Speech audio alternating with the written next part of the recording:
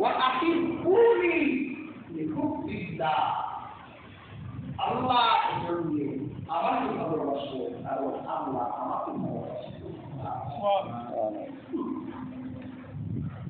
আল্লাহ নবীকে ভালোবাসে, নবী বলছেন যদি তোমরা আমাকে ভালোবাসো আল্লাহ তোমাদেরকে ভালোবাসে। সুবহানাল্লাহ। তাহলে এই হাদিস থেকে আমরা বুঝতে পারলাম আল্লাহর ভালোবাসা নিতে রাসূলকে ভালোবাসা। আল্লাহ পাক কোরআনে বলেছেন قُلْ إِن كُنتُمْ تُحِبُّونَ اللَّهَ فَاتَّبِعُونِي يُحْبِبْكُمُ اللَّهُ وَيَغْفِرْ لَكُمْ ذُنُوبَكُمْ اللَّهُ غَفُورٌ رَّحِيمٌ। আল্লাহ পাক বলুন তোমরা যদি আল্লাহর ভালোবাসা পেতে চাও তাহলে আমার রাসূল আপনি বলে দিন তোমরা আমার সেবা করো, আমার অনুসরণ করো। আল্লাহ বলেন যে ব্যক্তি আমার ভালোবাসা পেতে চায় সে যদি আমার রাসূলের সেবা করে আল্লাহ বলে আমি তাকে ভালোবাসবো। ভালোবেসে তার জীবনের গুনাহগুলো মাফ করে দিব। নিশ্চয় আল্লাহ পাক ক্ষমাশীল করুণাধার।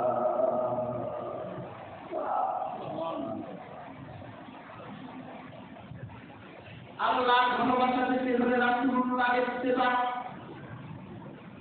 আল্লাহকে যে পাইতে চায় হযরত কি ভালোবেসে আরশ কুরসি লৌহকালাম না জানিতে পেরেছি হযরত কি ভালোবেসে। যদি হযরতকে ভালোবাসো তাহলে আল্লাহ ভালোবাসা হবে। হাজিরিন আল্লাহ হাবিবের ইত্তেবা করে আল্লাহ ভালোবাসা নিত। এবার আপনি চিন্তা করেন আপনি আপনার এই জীবনে অথবা যে সারা দিনে কতটুকু রাসূলুল্লাহর ইত্তেবা আপনি করেছেন আর কতটুকু আল্লাহর পক্ষ থেকে ভালোবাসা অর্জন করেছেন চিন্তা করেন। ইত্তেবা লাগবে রাসূলুল্লাহ জীবনের প্রত্যেকটি কাজ যখন আপনার সামনে হাজির হবে তখন আপনার চিন্তা করতে হবে এই কাজটা আমার প্রিয় রাসূল মুহাম্মদ সাল্লাল্লাহু আলাইহি ওয়াসাল্লাম কিভাবে করেছেন সেটা আপনি জানবেন। ইত্তেবা করবেন। ইত্তেবা হলো পায়ের উপর পা রেখে চলা। কোন মুরব্বী যখন হেরে যায় কোন ছোট ছোট বাচ্চাদের দেখবেন মুরব্বীদের পায়ের উপর পা রেখে চলে। মুরব্বীদের পায়ের উপর পা রেখে চলে। আর আল্লাহ এটাই করতে বলছেন যে ইত্তেবা করো আমার রাসূলের, মানে রাসূলুল্লাহ কদম যেখানে করে তুমি সেখানে কদম দিয়ে চলো, তিনি যেভাবে চলেছে তুমি সেভাবে চলো। এই ইত্তেবা করলেই আল্লাহ ভালোবাসা পাওয়া যাবে। সাহাবায়ে কেরাম করতে হাদিস নববীতে এসেছে আল্লাহর হাবিব রাসূলুল্লাহ সাল্লাল্লাহু আলাইহি ওয়াসাল্লাম কওমে মিসাল করতে আমি রাসূলুল্লাহ এমন রোজা রাখতে সেহরি খেতে ইফতার খেতেন না, আবার কখনো কখনো রাসূলুল্লাহ সেহরিও করতেন না, একাধারে তিনি রোজা চালিয়ে যেতেন। সাহাবায়ে কেরাম এমন ছিলেন আল্লাহর হাবিবকে ছায়ার মতো ইত্তেবা করতো, ছায়ার মতো অনুসরণ করতো। সাহাবায়ে কেরাম যখন জানতে পারলেন আল্লাহর হাবিব এভাবে রোজা রাখেন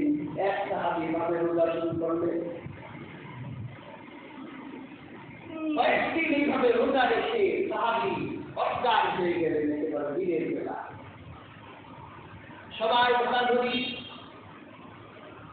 তোমার এই অবস্থা কেন? আল্লাহ হাবিব বলল, তোমার এই অবস্থা কেন? সাহাবী বলল, হে আল্লাহ রাসূল, আমি রোজা রাখি, আপনি যেভাবে রাখেন। আল্লাহ রাসূল বলল, আইয়ুকুম মিসলি, কে আমার মতো, তোমরা তো আমার মতো না। আইয়ুকুম মিসলি, কে আমার মতো, আমার রব আমাকে খাওয়ায়, আমার রব আমাকে পান করায়, তোমরা কি আমার মতো? দেখেন এই আমলটা রাসূলুল্লাহর জন্য খাস, উম্মতের জন্য না। আল্লাহর হাবিবের জন্য তাহাজ্জুদ খাস, উম্মতের জন্য তাহাজ্জুদ খাস না। রাসূলুল্লাহর জন্য তাহাজ্জুদ ফরজ ছিল। এই জন্য আল্লাহ হাবিবের এমন কোনো রাত ছিল না যে রাতে আল্লাহ হাবিব তাহাজ্জুদের নামাজ না পড়তো। ومن الليل فتهجد به نافلة لك عسى أن يبعثك ربك مقاما محمودا।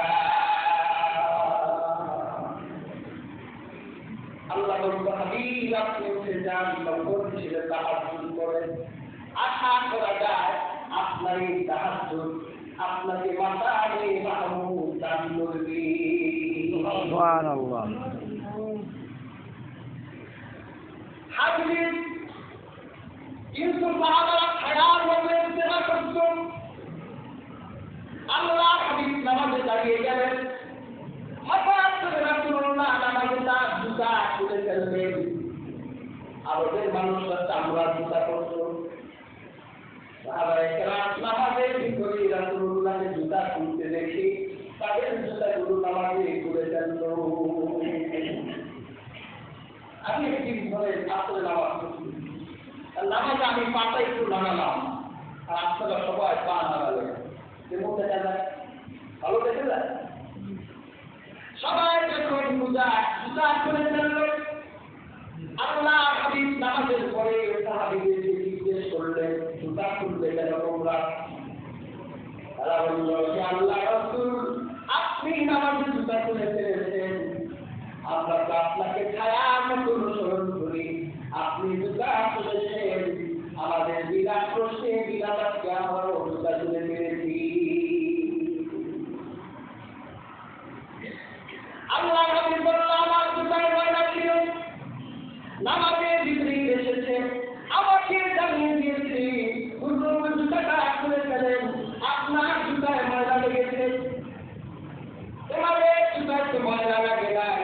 তারা বলল, হুজুর আমাদের ময়লার দরকার নাই, আপনি খুলেছেন, আমরা খুলেছি। এই ছিল অনুসরণ। সাহাবায়ে কেরাম অনুসরণ করতেন। আল্লাহ হাবিবের খাস আমলগুলো ছাড়তেন না।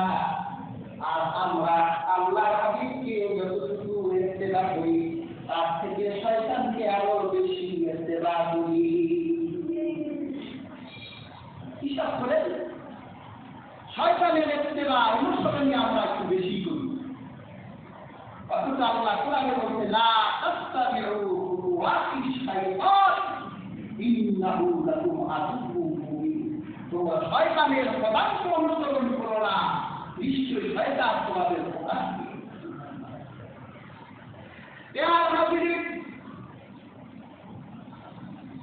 আল্লাহর হাবিবকে যতটুকু ইত্তেবা করি, যতটুকু আমাদের সম্ভব হয়, যতটুকু মজা লাগে, এই ইত্তেবার ভিতরে মজা, ওই ইত্তেবাগুলো করি রাসূলুল্লাহ।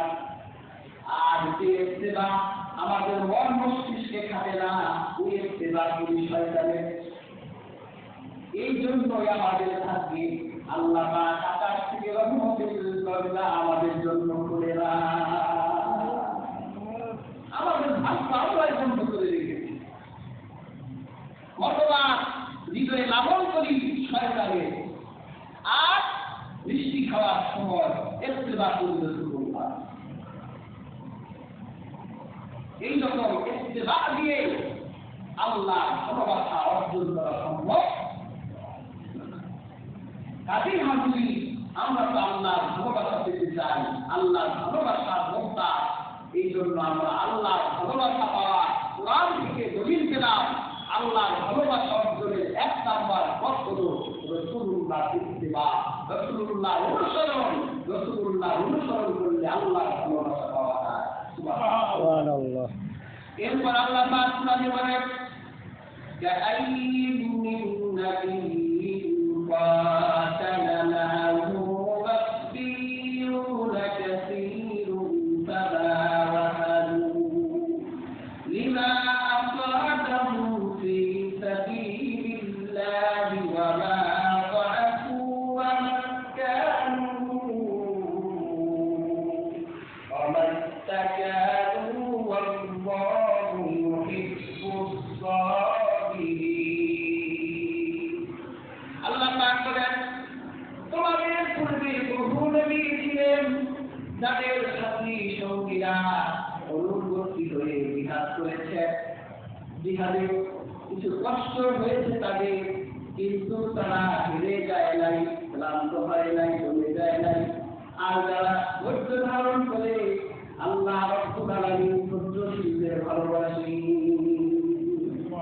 তাহলে কোরআন থেকে আরেকটা ভালোবাসার মাধ্যম পেলাম, আল্লাহ ধৈর্যশীলদের ভালোবাসে। এই পৃথিবীতে আল্লাহ পাক অসংখ্য গণিত নবী রাসূল পাঠিয়েছেন।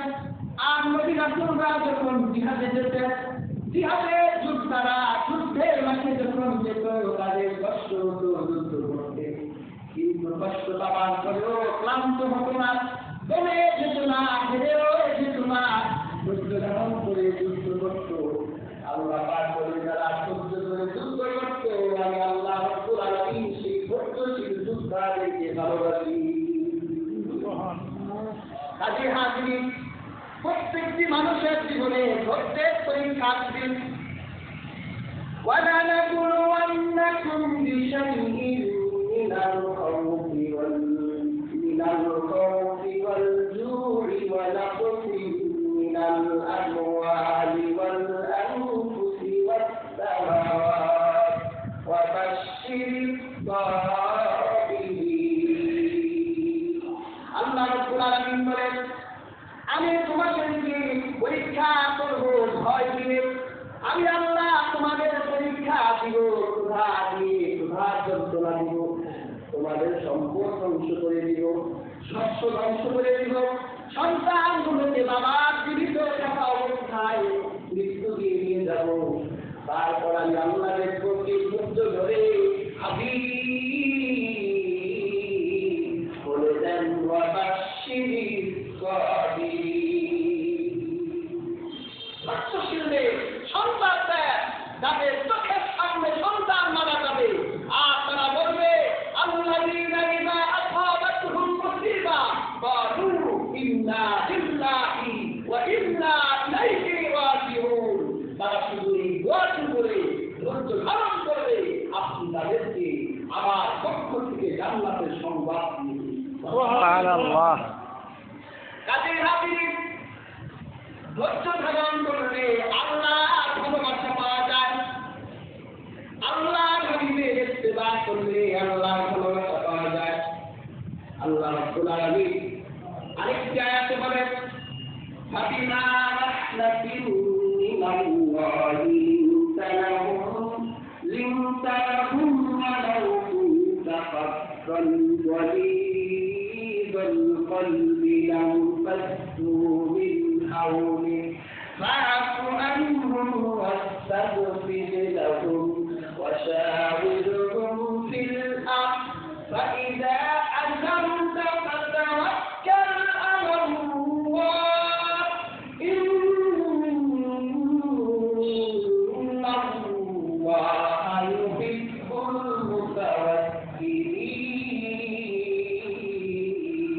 المتوكلين। الله رب العالمين বলেন, হাবিব আমি আপনাকে দয়া করেছিলাম বলে আপনি নরম হয়েছিলেন, আর আপনি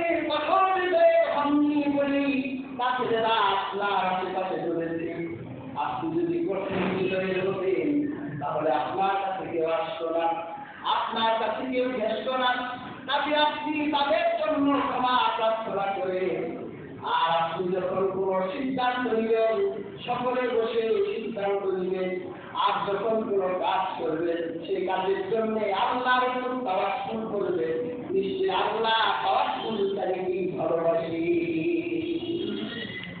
তাহলে বোঝা যায় যারা আল্লাহর উপর ভরসা করে আল্লাহ তাদের ভালোবাসেন। আর মুমিনদের একটি গুণ হলো তারা সব সময় আল্লাহর উপর তাওয়াক্কুল করে, ভরসা আল্লাহর উপর করে, খুশিতে আল্লাহর উপর ভরসা, বিপদে আল্লাহর উপর ভরসা, সুখে দুঃখে হাসি কান্নায় সব সময় যে আল্লাহর উপর ভরসা করে, আল্লাহ ভরসাকারীকে আরো সে আদিম থেকে ভালোবাসে। কিন্তু আজকে আমাদের তাওয়াক্কুল কোথায় গেল? উপরে আল্লাহ আর নিচে রমু, এই হলো আমাদের তাওয়াক্কুলের অবস্থা। আর যদি আকাশ আর জমিনে আমার ভরসাকারী আল্লাহকে রাখতাম, তাহলে যেখানে সবার সাহায্য করার ক্ষমতা আছে সেখানেও সে আল্লাহ সাহায্য পেত। এইরকম হাজারো প্রমাণ পৃথিবীতে আছে। আমি আপনাদের হাদিস থেকে একটা ঘটনা শোনাই। আল্লাহর হাবিবের পালক পুত্র যায়েদ বিন হারেসা তিনি একদিন মরুভূমির পথ দিয়ে রওনা করে, সাথে ছিল এক মুসলমান। যায়েদ বিন হারেসা এই মুসলমানকে তেমন বেশি দিন ধরে চেনেন না। কয়েকদিন ধরে দেখেন যে আল্লাহর হাবিবের পেছনে দাঁড়িয়ে নামাজ আদায় করে, পরিচয় তেমন হয় নাই। শুধু রাসূলুল্লাহর পিছনে নামাজ পড়ে এতটুকুই জানে। এই রকমের মুসলমানের সাথে মরুভূমির পথ দিয়ে আল্লাহর হাবিবের পালক পুত্র যায়েদ হারেসা রওনা হয়েছে। যখন তারা মরুভূমির পথ চলতে চলতে ক্লান্ত হয়ে গেল, হযরত যায়েদ বিন হারেসা বলল, ভাই ক্লান্ত হয়ে গেছি, চলো পাহাড়ের এই গুহার ভিতরে দুইজন আপনি। যখন শরীরটা চাঙ্গা হবে আবার আমরা আমাদের অভিষ্ট লক্ষ্যে রওনা দিব। দুইজন পাহাড়ের গুহায় ঢুকলেন। যায়েদ বিন হারেসা ঘুমিয়ে গেলেন। ঘুমায় গেলে মানুষের ক্লান্তিগুলো চেতনা থাকে না। এই অবস্থায় তার পাশের সেই মুসলমান বন্ধুটি ঘুম থেকে জেগে উঠে হযরত যায়েদ বিন হারেসার হাত পা গুলো শক্ত করে বেঁধে ফেলল আর তলোয়ার রঙ করে ধারালো একটা তলোয়ার যায়েদ বিন হারেসার উপর তুলে ধরল, তাকে হত্যা করবে। এমন সময় যায়েদ বিন হারেসার ঘুম ভাঙছে। ঘুম ভেঙে দেখে হাত বাঁধা, পা বাঁধা, আর তার মুসলমান ভাই উলঙ্গ তলোয়ার হাতে নিয়ে তাকে হত্যা করার জন্য ঘুম বেঁধে গেছে। হযরত যায়েদ জিজ্ঞাসা করলেন, ভাই তোমার কি হয়েছে? তুমি আমার হাত পা ধরে কেন বেঁধে দিলে? সে বলল, আমি তোমাকে হত্যা করতে চাই। আমার অপরাধ কি? তোমার কোনো অপরাধ নাই। অপরাধ ছাড়া কেন হত্যা করবে? আমি তোমার নবী হযরত মুহাম্মদ সাল্লাল্লাহু আলাইহি ওয়াসাল্লামকে কষ্ট দিতে চাই। তোমাকে হত্যা করলে মুহাম্মদ সাল্লাল্লাহু আলাইহি ওয়াসাল্লাম কষ্ট পাবে, এটাই আমার স্বার্থকতা। তখন তো ভাই বুঝে গেছে এটা তো মুসলমান না, এটা তো মুনাফিক। রাসূলুল্লাহর পিছনে নামাজ পড়েছে, আমি তো ভুল করছি, যে হয়তো আমার ভাই, তখন সেটা তো আমার ভাই না। যায়েদ চিন্তা করলো এই মরুভূমির চারদিকে কোনো মানুষ নাই, জনমানব ঠিক। আর পাহাড়ের গুহার ভিতরে বিপদ অবস্থায় কে আছে কোনো মানুষ তো তা জানবেই না। আর আমি যদি চিৎকার করে মানুষের সাহায্য চাই, কোনো মানুষ তো আমাকে সাহায্য করবেই না।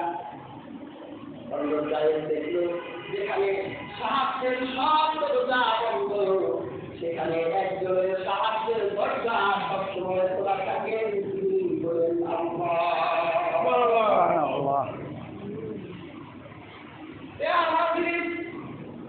হযরত যায়েদ আকাশের দিকে তাকালে চক্ষু বন্ধ করে আবার আল্লাহকে ডাক দিলেন, আগে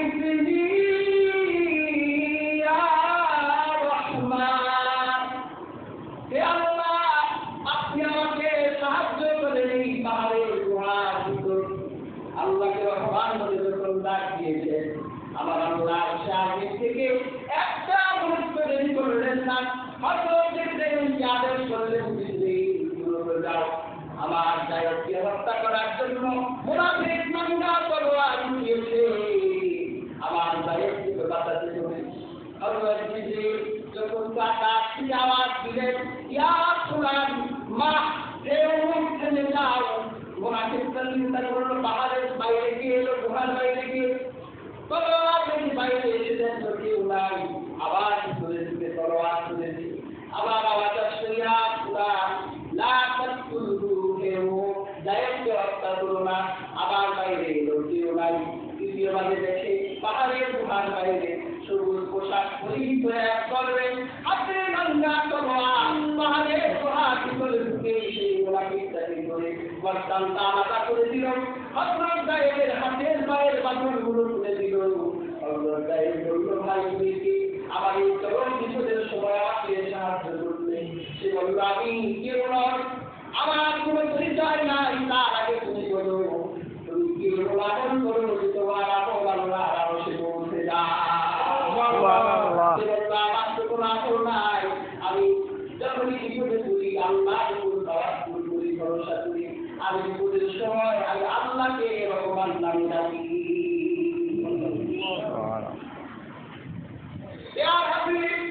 আল্লাহর উপর তাওয়াক্কুল করলে এইরকমই পাওয়া যায়।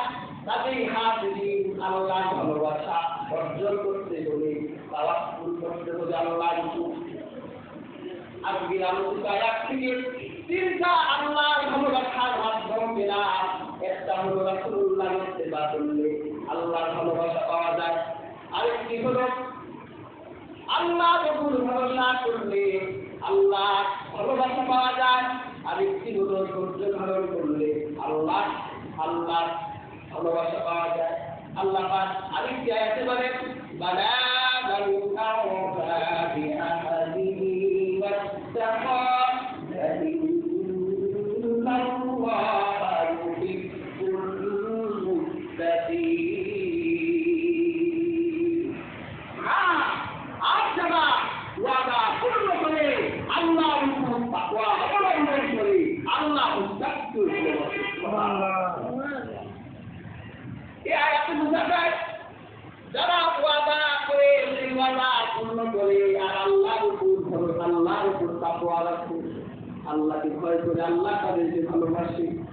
ইয়ার হাজির ওয়াদা দেওয়া মানুষের অভাব নাই, কিন্তু ওয়াদা পূর্ণ করার মানুষের বড় অভাব, ঠিক না? ওয়াদা পেয়েছেন অনেক দেয়, ওয়াদা দিলাম পাহাড় কেটে নগর বানাই দিব, নগর কেটে পাহাড় বানাই দিব। কথা দিলাম, ওয়াদা দিলাম, কিন্তু যখন তার প্রতিশ্রুতি পূর্ণ হয় তখন ওয়াদাও ঠিক থাকে না, সে নিজেও ঠিক থাকে না, যাবে ওয়াদা দেয় সেও ঠিক থাকে না, সব জায়গায় সমস্যা। আর যারা ওয়াদা দেয় ওয়াদা খেলাফ করে না,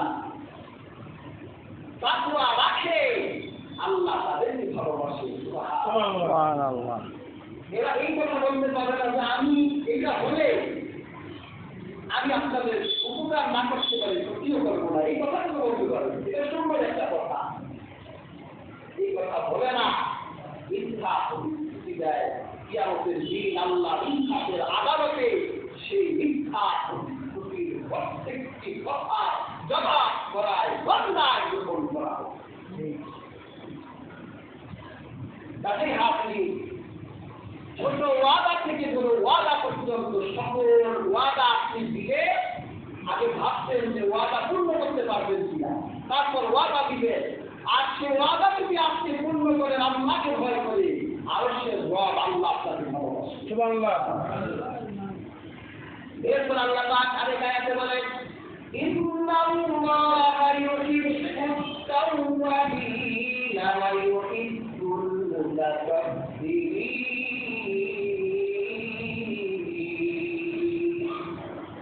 আল্লাহ পাক তওবাকারীকে ভালোবাসে আর পবিত্রতা অর্জনকারীকে ভালোবাসে। এই আয়াতে আল্লাহ দুই শ্রেণীর লোকের ভালোবাসার কথা বলেছেন, যারা হামেশা বেশি বেশি তওবা করে, দাঁড়ানো অবস্থায় তওবা করে, বসে বসে তওবা করে, শুয়ে শুয়ে তওবা করে, আল্লাহ এরকম তওবাকারীকে ভালোবাসেন। আর যারা পরিচ্ছন্ন পবিত্র থাকে, শরীর পবিত্র রাখে, আত্মাকে গুনাহ থেকে পবিত্র রাখে। আল্লাহ রাব্বুল আলামিন বলে আমি এইরকম পবিত্রতা অর্জনকারীকে ভালোবাসি। আল্লাহ পাক আরেক আয়াতে বলে وأنفقوا في سبيل الله ولا تلقوا بأيديكم إلى التهلكة وأحسنوا إن الله يحب المحسنين। তোমরা আল্লাহর রাস্তায় দান খরচ করো, নিজেদেরকে ধ্বংসের দিকে ঠেলে দিও না। এই আয়াতের ব্যাখ্যা খুবই চমৎকার। নিজেদেরকে নিজেরা ধ্বংস করা যাবে না। যেই সকল ছেলেরা সার জগতে লিপ্ত, যুক্ত, এরা কিন্তু নিজেদেরকে নিজেরা ধ্বংস করে দেয়। আল্লাহ এখানে নিষেধ করেছেন তোমরা নিজেদেরকে এমন কোনো কাজ করো না যে কাজে তোমার নিজের ধ্বংস এসে যায়, নিজের ক্ষতি হয়, নিজে আহত হয়ে যাও, নিজে নিহত হয়ে যাও, এরকম কাজ করো না। আর যারা আল্লাহ রাস্তায় খরচ করে আর মানুষকে দয়া করে, নিশ্চয়ই আল্লাহ রাব্বুল আলামিন দয়াশীলকে ভালোবাসে। কাজে হাজিরিন, মানুষকে দয়া করলে আল্লাহ দয়া পাওয়া যায়, মানুষকে ভালোবাসলে আল্লাহ ভালোবাসা পাওয়া যায়। হাদিস পাকে এসেছে কিয়ামতের দিন এক শ্রেণীর লোকদেরকে নবী শরীফরা দেখে ঈর্ষা করবে।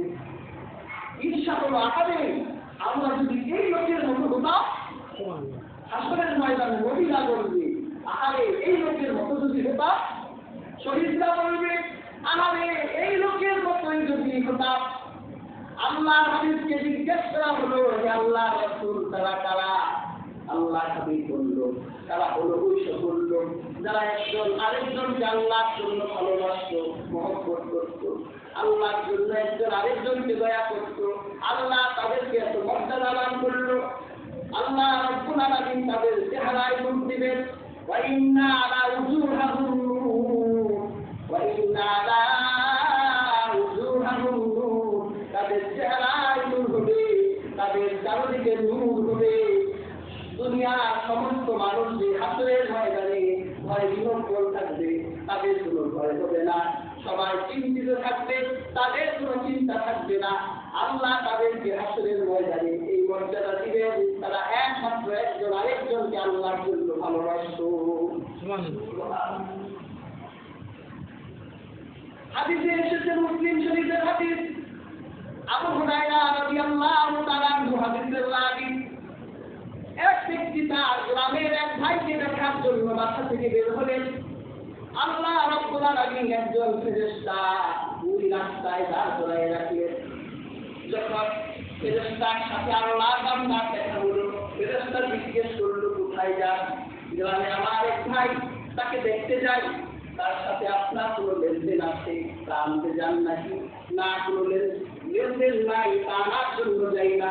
আমার গ্রামের ভাইটা পুরো অসুস্থ, তাকে আল্লাহর জন্য ভালোবাসে দেখতে যাচ্ছি। তখন ওই ফেরেশতা আল্লাহর বান্দাকে বলল, তুমি যে আল্লাহর ভালোবাসার জন্য তোমার গ্রামের ভাইকে ভালোবাসো, আমার আল্লাহ তার চেয়েও তোমাকে বেশি ভালোবাসি। তাহলে বোঝা যায় মুমিনদেরকে, যারা মানুষকে দয়া করে তাদেরকে আমার আল্লাহ ভালোবাসে, যারা মুমিন তাদেরকে আমার আল্লাহ ভালোবাসে।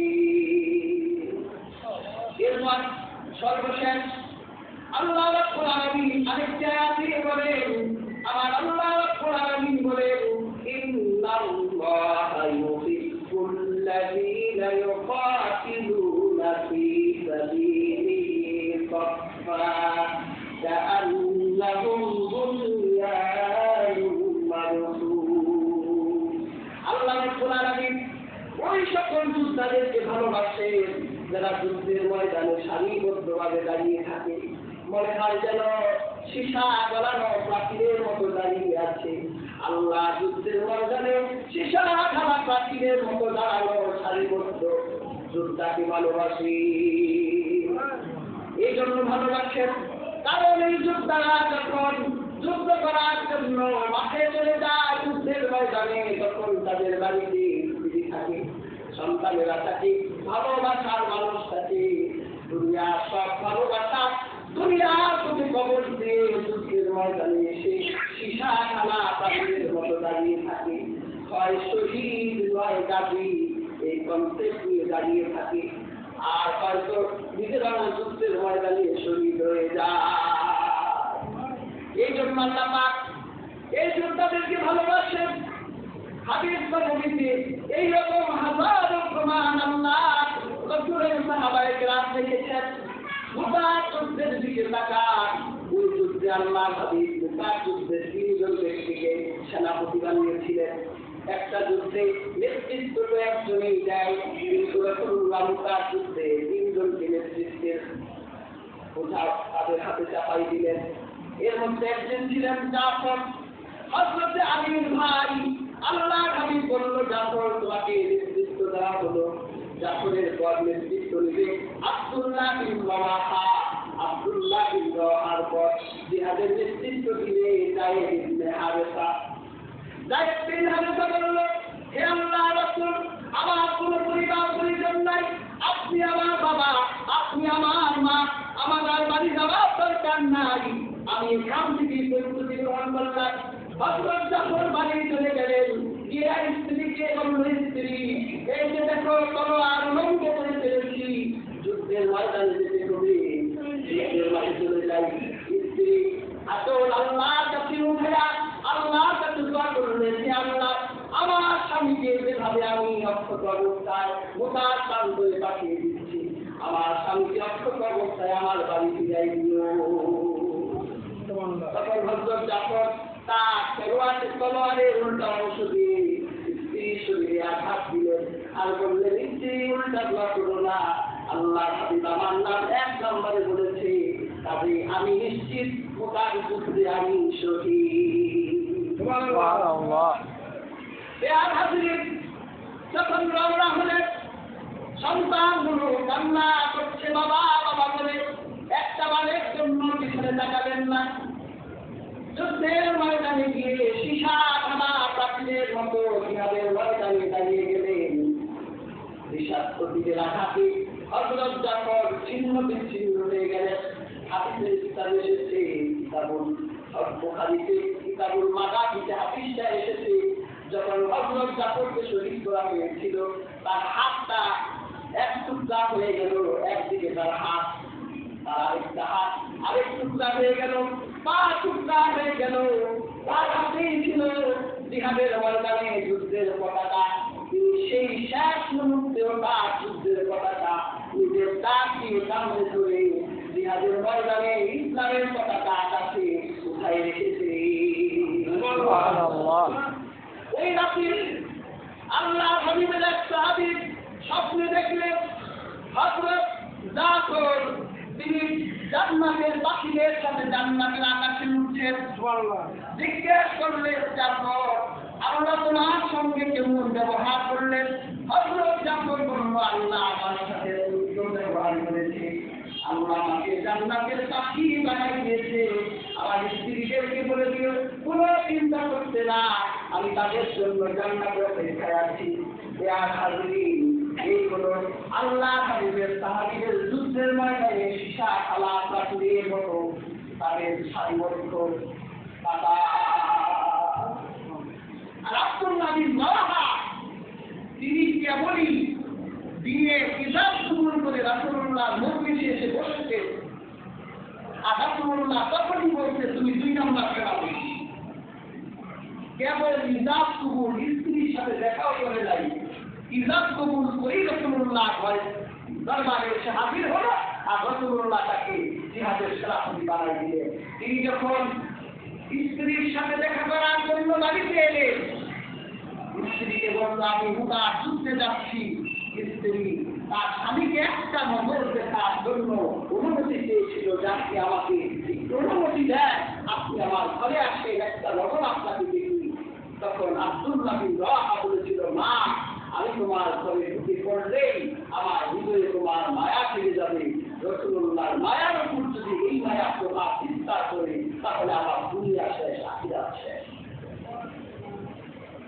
তাহলে আমি আপনাকে একটা বার দেখি, যাতে কিয়ামতের দিন আপনার চেহারাটা দেখে আমি আল্লাহর কাছে বলতে পারি যে আমি শহীদ আব্দুল্লাহ বিন রাওয়াহার স্ত্রী, হে আল্লাহ আমার সরাসরি রাসূলুল্লাহ আপনাকে আমাকে বলতে রাসূলুল্লাহ বলেছিল না, চেহারা দেখা কোনো প্রয়োজন নাই।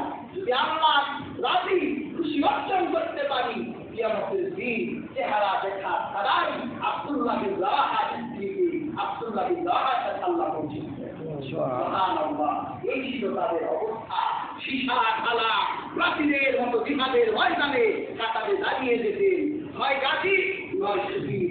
এই কনসেপ্ট তারা হৃদয়ে ধারণ করে আল্লাহ বলে যুদ্ধের মাঠে সেই মুজাহিদকে আমি আসছি আজিম থেকে ভালোবাসি। সুবহানাল্লাহ। তাকে হাজির আজকের আলোচিত আয়াত থেকে শিক্ষা কি পেলাম?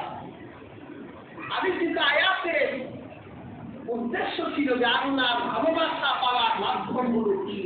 আমি কোরআন থেকে আয়াতগুলো পড়ে পড়ে আপনাদের শোনালাম যে আল্লাহ ভালোবাসেন তাদের যারা রাসূলুল্লাহর ইত্তেবা করে, আল্লাহ ভালোবাসেন তাদের যারা ধৈর্য ধারণ করে, আল্লাহ ভালোবাসেন তাদের যারা তাওয়াক্কুল করে, আল্লাহ ভালোবাসেন তাদের যারা তওবা করে, আল্লাহ ভালোবাসেন তাদের যারা ওয়াদা পূর্ণ করে তাকওয়া অবলম্বন করে, আল্লাহ ভালোবাসে তাদের যারা পবিত্রতা অর্জন করে, আল্লাহ ভালোবাসে তাদের যারা যুদ্ধের ময়দানে সীসা খালা প্রাচীরের মতো দাঁড়িয়ে যুদ্ধ করে হয় মরব নয় মারব এই কনসেপ্টে তারা যুদ্ধ করে আল্লাহ এই শাস্তির মানুষকে আরশে আযীম থেকে ভালোবাসে। তাতে আমরা তো আল্লাহর ভালোবাসার মুক্তার।